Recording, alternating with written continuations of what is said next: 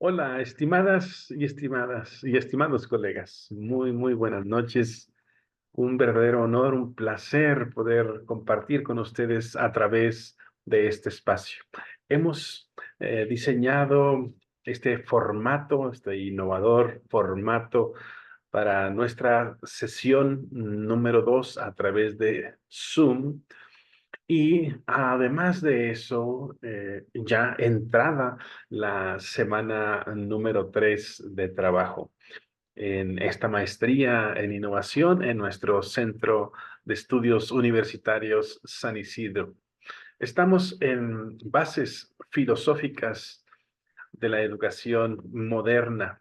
Y va a ser muy importante que en esta noche usted pueda ir avanzando en los contenidos de este plan de estudios, de este programa, en esta asignatura que ya nos ha ido llevando por actividades asincrónicas, que hemos estado revisando textos diversos, que hemos estado desarrollando actividades de aprendizaje que van consolidando toda esta perspectiva filosófica que siempre decimos e impulsamos sea muy cercana a nuestra propia realidad.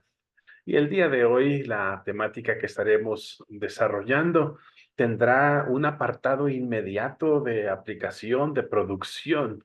Ya lo explicaré brevemente un poco más adelante. Pero permítame compartir con ustedes esta presentación que en este sentido implica que, que podamos eh, tener acceso todos y justo poder desarrollar la temática que hoy nos ocupa. Quiero centrar la atención en la educación y la epistemología, elementos sustantivos, elementos fundamentales de la filosofía, de las bases filosóficas de la educación de hoy.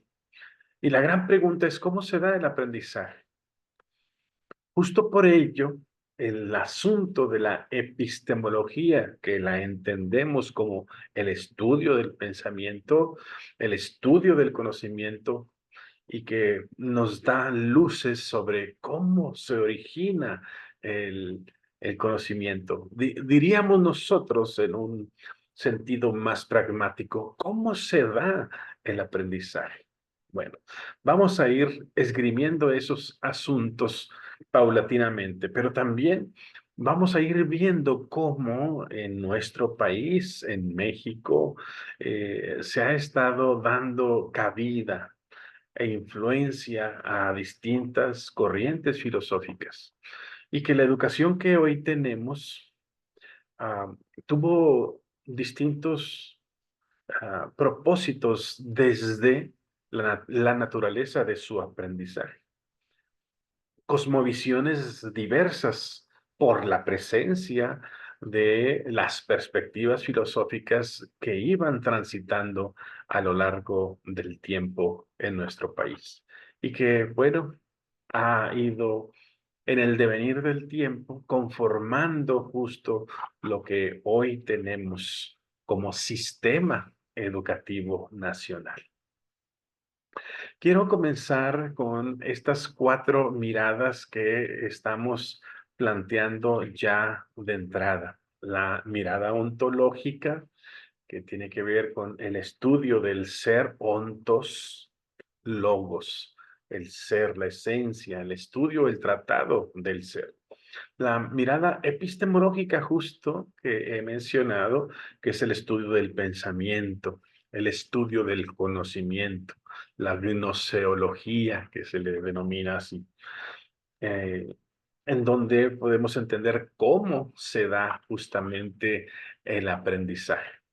También la axiología, que diríamos es una vertiente más próxima, más conocida, tiene que ver con el estudio de los valores, en este caso, los valores que predominan en el sistema educativo nacional o mexicano.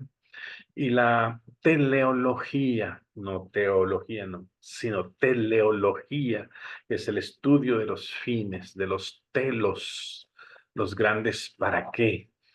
Bueno, estas cuatro miradas nos van a permitir ir avanzando en la perspectiva filosófica para poder revisar qué tipo de filosofía tenemos hoy en día y cómo estas miradas se pueden ir aplicando justo en las inmediaciones del trabajo pedagógico que vamos desarrollando. Ahí vamos a resguardarlo por un momento.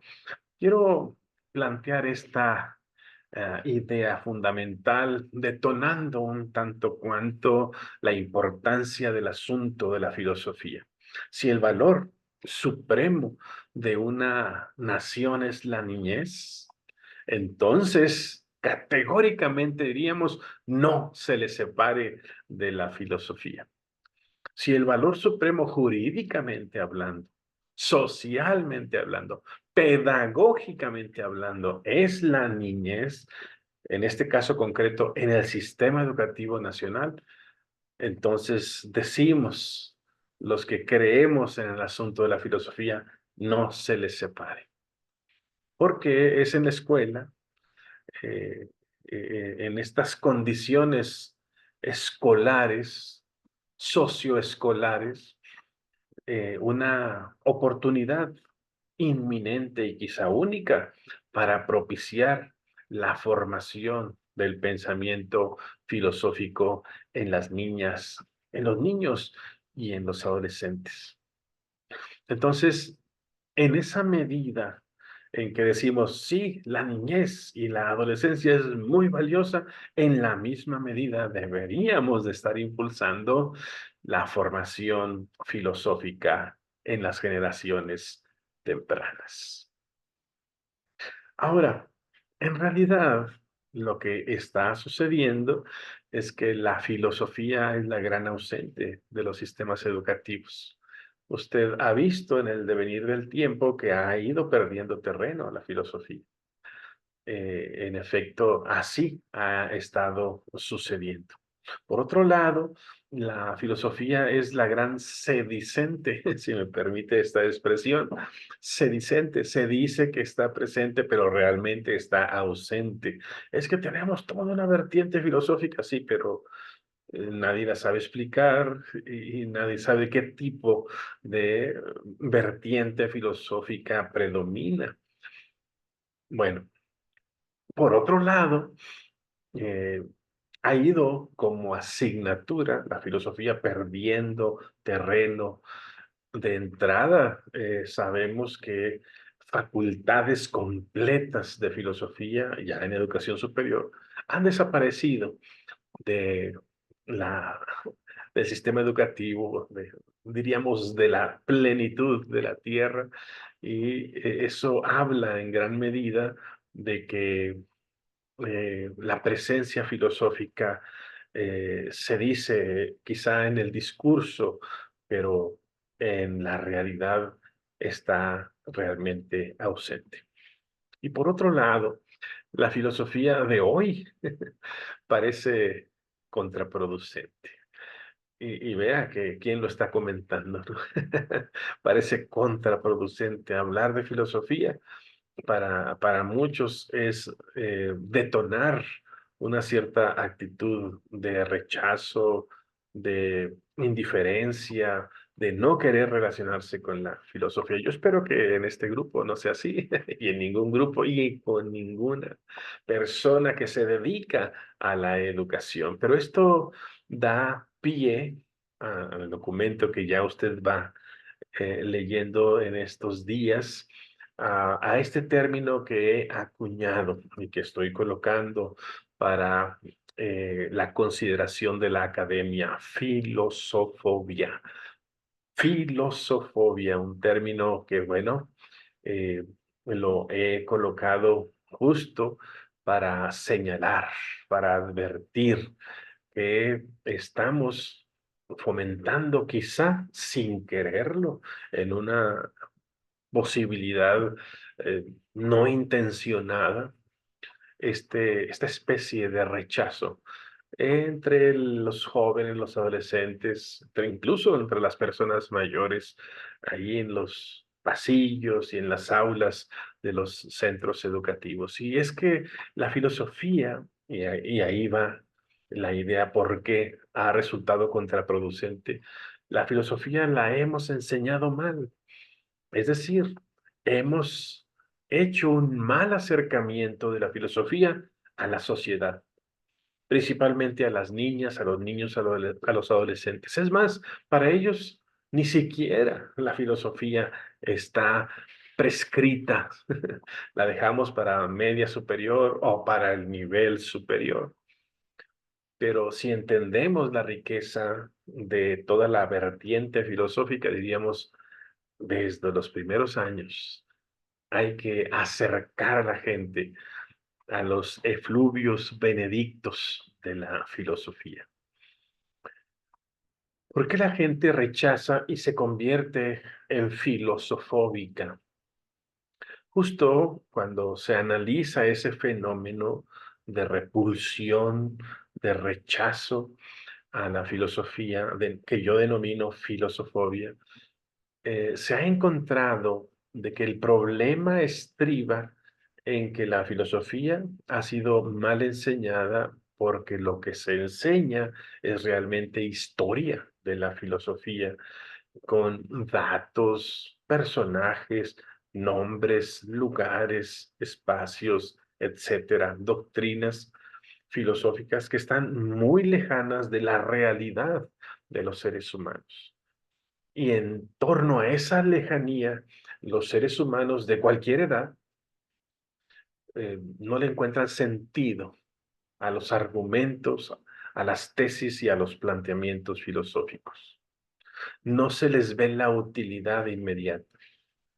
Y entonces se ha convertido la filosofía en grandes disertaciones, a veces hasta histriónicas, acerca de los asuntos filosóficos, pero que nada tienen que ver con la realidad de los seres humanos. Justo por eso ha sido contraproducente toda esta enseñanza que ha hecho que toda una generación rechace los asuntos filosóficos.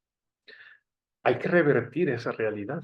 Y justo por eso estamos impulsando en asignaturas de esta naturaleza, formando posgrados, generando una nueva visión en las y los profesionales de la educación, en las y los directivos e incluso en los funcionarios educativos para que se retome a la filosofía, no como una asignatura necesariamente, sino se rescate la formación del pensamiento filosófico y entonces el beneficio que trae la filosofía para la vida cotidiana sea un beneficio real. Ahora, a través de la escuela mexicana, eh, podríamos notar la presencia de corrientes filosóficas. Esta institución que denominamos escuela, formada por seres humanos, por una sociedad que ha pensado en estos espacios para formar a otros en el conocimiento y que tradicionalmente ha estado en manos de dos grandes entidades, el Estado, digamos en la época moderna, pero antes también el dominio del clero, de la clase religiosa, y que en un sentido era clero-estado, era una élite religiosa que tenía funciones de gobierno de Estado.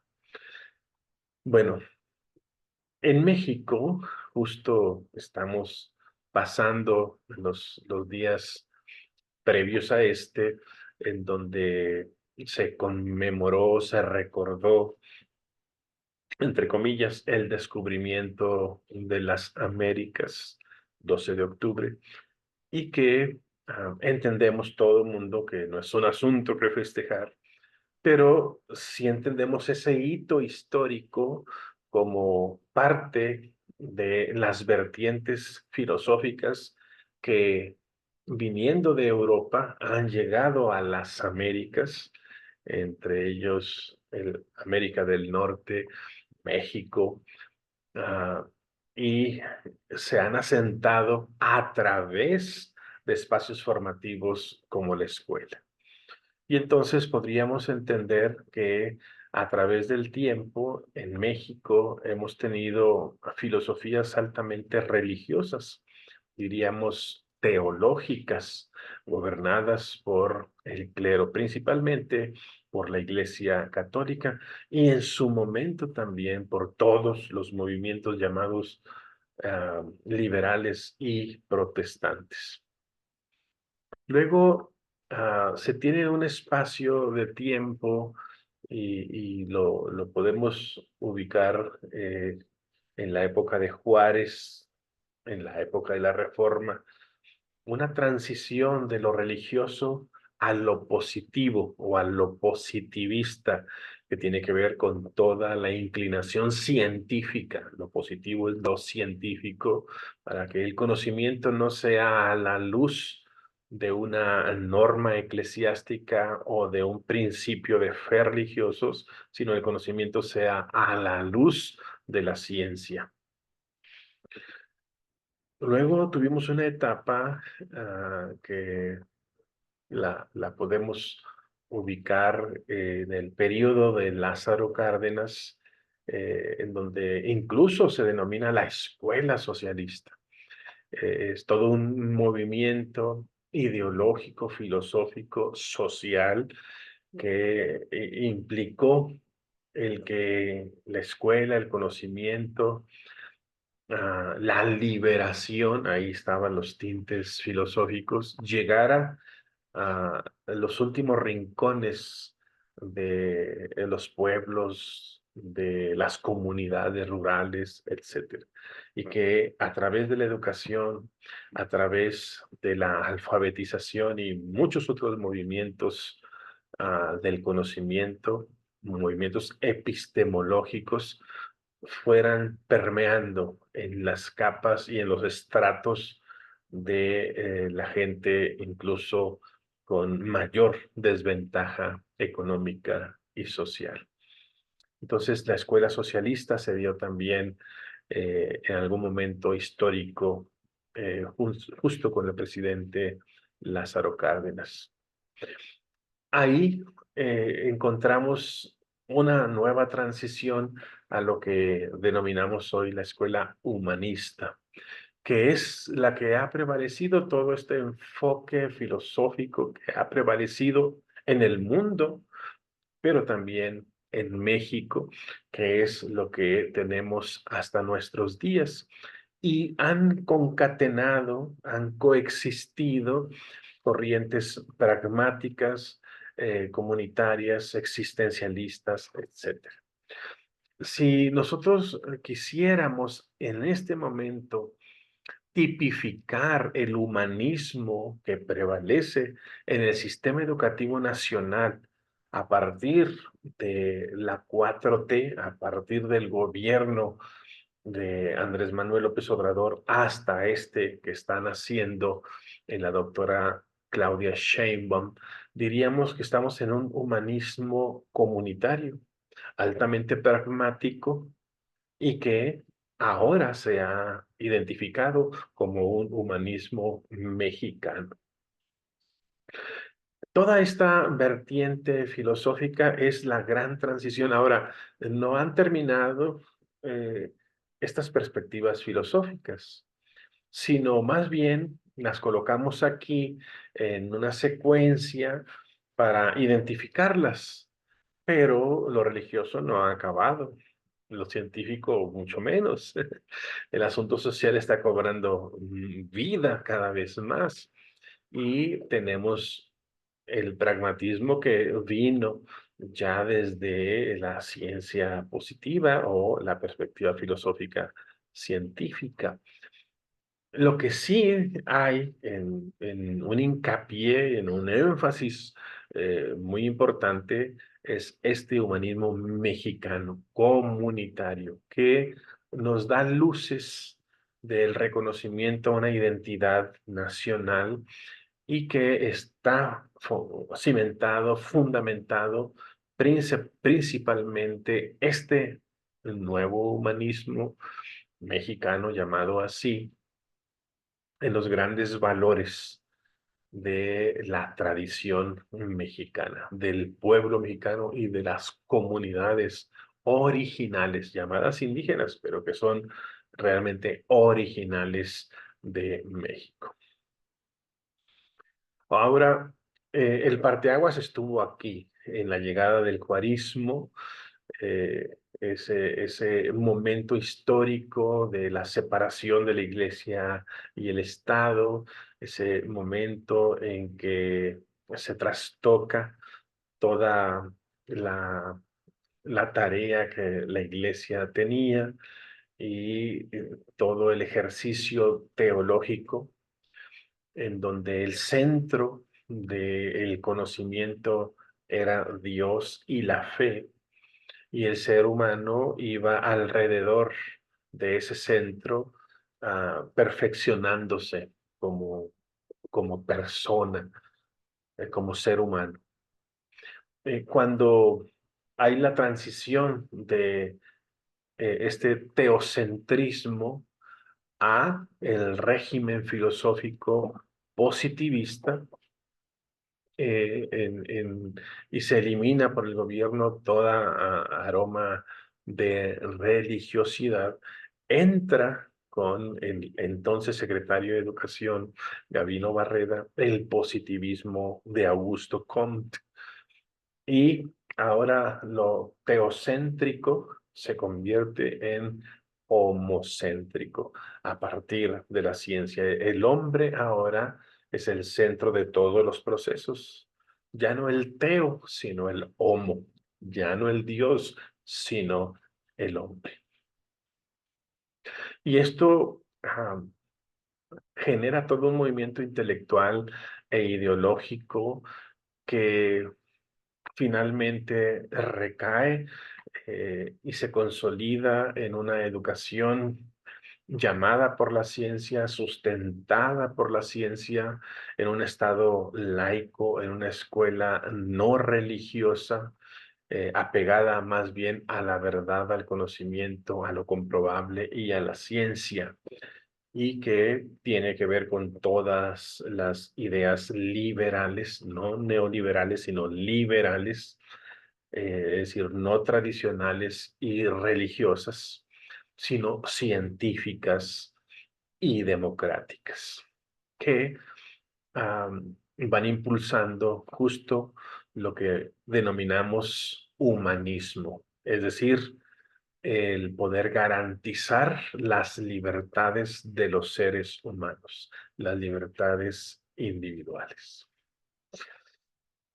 Bueno, usted ya está en este momento transitando por la tarea de la semana 13. Aquí hago este primer corte, porque es muy importante que usted lo tenga ah, en este encuadre. Seguramente usted ya está leyendo el capítulo 1 y esto que estoy explicando le está resonando porque justo es la formación del pensamiento filosófico en donde se hace este análisis histórico, tendencial de la filosofía en la educación mexicana. Es un documento de mi autoría que usted ya tiene ahí para su análisis y su consulta. ¿Y qué es lo que está usted desarrollando?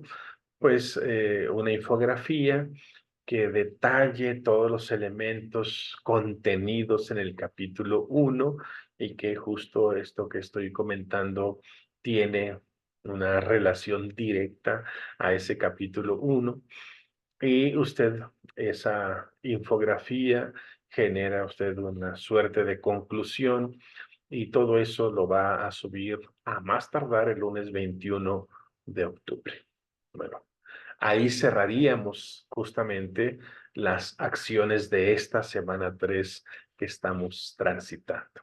Solo para que usted lo tenga ahí en el recuerdo y bueno, vaya retomando datos de esta sesión para que pueda alimentar justamente parte de la infografía que está desarrollando. Ahora, déjeme regresar al asunto de las cuatro miradas filosóficas, porque cuando hablamos de la epistemología, la ontología, la axiología y la teleología, nos estamos centrando en cuatro aspectos fundamentales. En el conocimiento, cuando hablamos de la epistemología, y la pregunta natural es, ¿cómo se da el conocimiento? ¿Cómo se origina? ¿Cómo se aprende? ¿Cómo se propicia el pensamiento? Y para esto hay respuestas innumerables. Si quisiéramos hacerlo desde la perspectiva filosófica o pedagógica o sociológica, podríamos explicar cada una de estas cosas. Pero es bien interesante que ya nosotros, como profesionales de la educación, hemos de estar planteando respuestas categóricas a esto.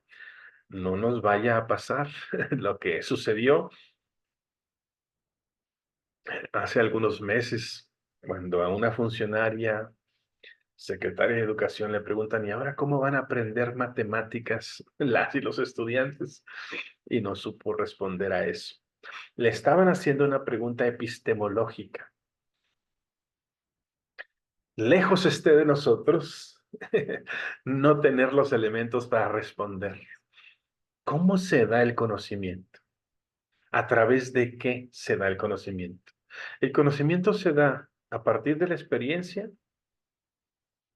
es decir, del contacto de los sentidos con los objetos externos, o se da a través del razonamiento, es decir, las ideas ya están en nuestra mente y luego las traducimos a la realidad externa. Ahí hay dos grandes vertientes que filosófica e históricamente se han esgrimido a través del tiempo. ¿Cómo aprende el que aprende? ¿Qué tiene que tener como condición el aprendiz? ¿Cómo se propicia el desarrollo del pensamiento? Todos esos elementos están en la epistemología. Y hoy los sistemas educativos y hoy los programas curriculares de cualquier sistema educativo, máxime hablando del sistema educativo nacional y lo que hoy se impulsa como el modelo de la nueva escuela mexicana, tendrá que dar respuesta a estos elementos. Por otro lado está la ontología, el estudio del ser, de la naturaleza de las cosas. Ontos, ser, naturaleza, esencia, el estudio de la esencia. Y aquí nos preguntamos, ¿qué es la persona en esencia? ¿Qué es el estudiante? ¿Qué es la educación? ¿Cuál es su naturaleza? ¿Qué es la escuela? ¿Qué es el docente?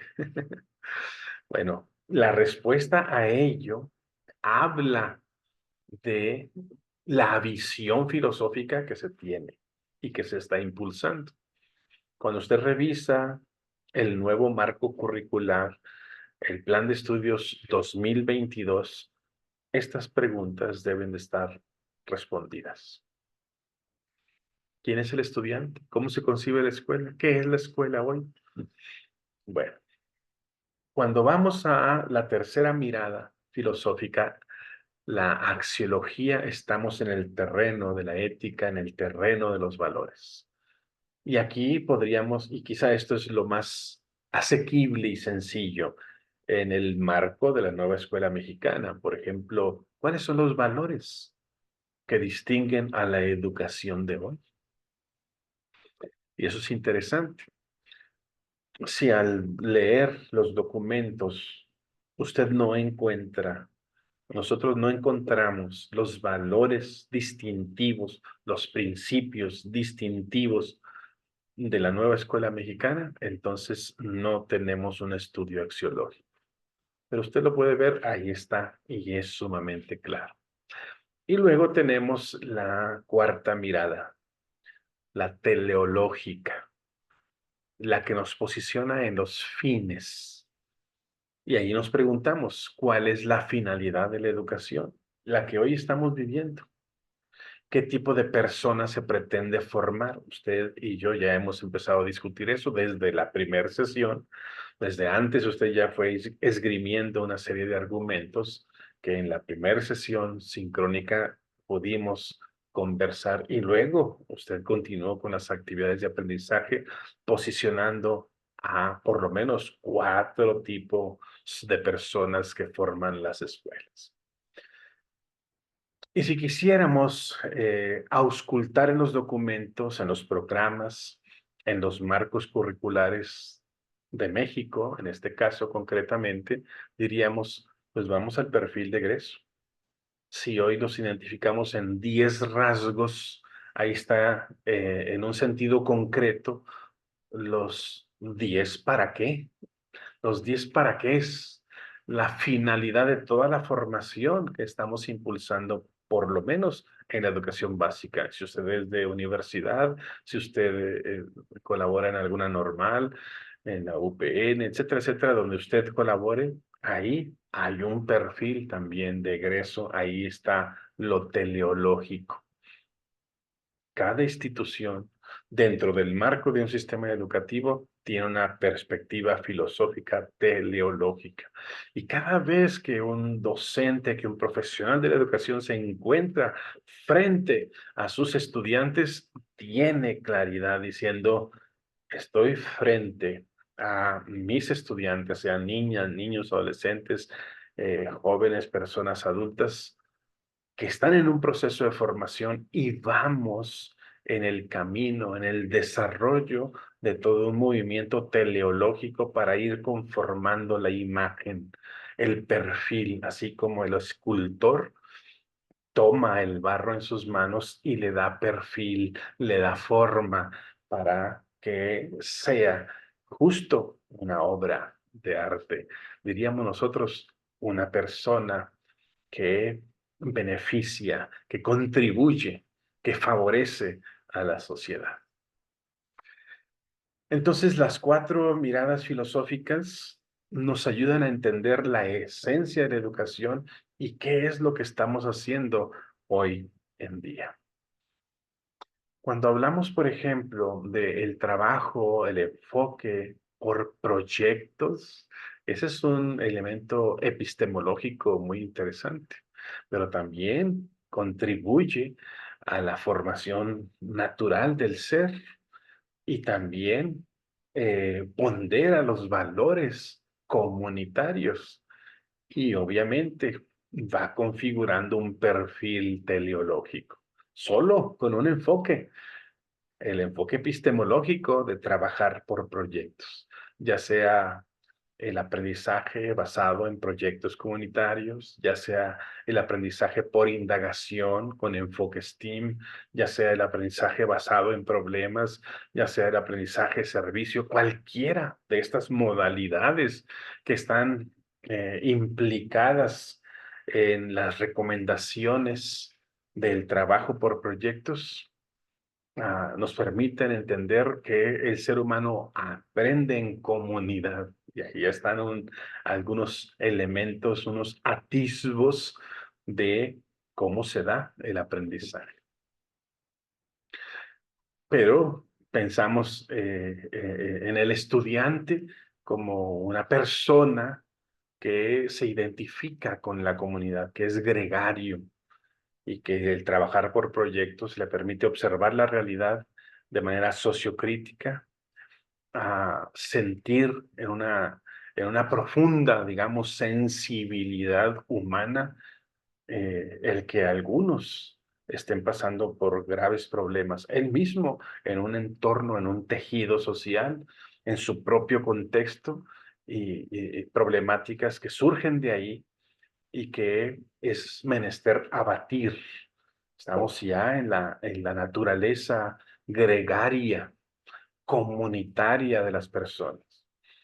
Y lo axiológico es pensar en que se puede contribuir comunitariamente en un ejercicio de equipo, de colaboración, para mejorar las condiciones de vida.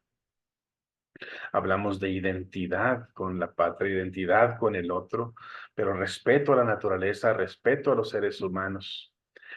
trabajo en colaboración, ética, etcétera, valores que van siendo impulsados a través del trabajo por proyectos, para ir conformando la última mirada a lo teleológico, el perfil de un ser humano sociocrítico que reconoce en las personas la valía, la importancia. Es tan valioso el otro como es tan valioso él y ella misma. No es más ni es menos que el otro. Se considera igual y tiene esa igualdad sustantiva. Y justo por eso cuida del otro y busca la mejoría en las condiciones de su propia comunidad, diseñándose, conformándose, desarrollándose en un perfil altamente comunitario. ¿Se da cuenta cómo se va movilizando todo un sistema educativo que tiene bases filosóficas muy claras a través de estas 4 miradas? Bueno, cerrando este asunto, va a ser importante que hoy mismo, en esta misma noche, hagamos la actividad. Vamos a argumentar en un escrito cómo se manifiestan las 4 miradas filosóficas. Yo ya puse un ejemplo.